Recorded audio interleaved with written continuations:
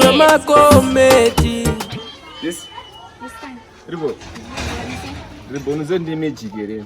Wandiziziye. Yokona kuchinjira tukendi bonzi tatola unoziye. Arakazizo. Pura. Yini yozone magic. Yini yaunogona sho. Yokona kuchinjira kuti chikafu chako uita mari yakawanda unoziye. Kana bonze chinjishawo. Isapasi ufare masita so. Ngokuti yakawanda ichitasa ukuona. Pana mazizo. Ubile bashoti. Wapara anti. Wapedze. Ansati. Vile kushuka 10. 5. Don't run! Murife, don't run! Wapedze. Ndakwere ngosvika 10 kwati. 5, 6, 7, 8, 9, 10. Kwa uchadere 1. Koma nangara penda upine chikafu changu. Nasinonorwa na mama. Chikafu changu chaenda kubi. Chikafu changu.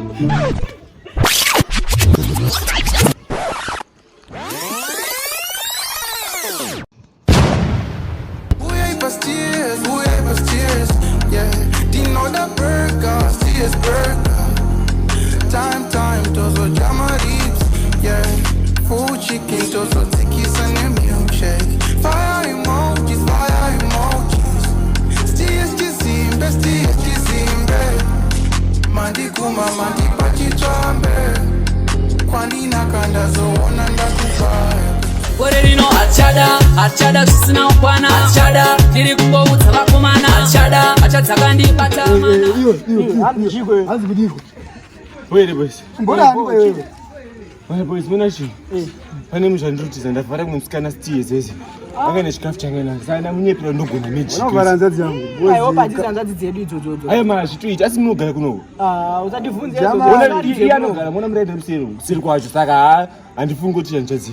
Shuwa jamani. Rasta. Sure dai boze unasikane. Hapana akatombofanana naye pamuri mese pana. Ora saka ngoita hanzadzi yangu chita ngari mawana. Saka ipedzera kuti wadya wega. Chiwa sisi.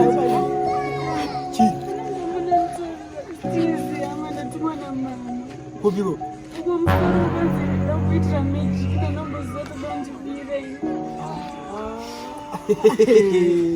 Yimjamani. Maida sei nini? Last. Maida sei. Imira baba tiri kutaura. Maida sei hanzadzi yangu. Ndikesiko. Rasta. Amati mambire ero. Namukubire. Mandi atendonditira magic akuti.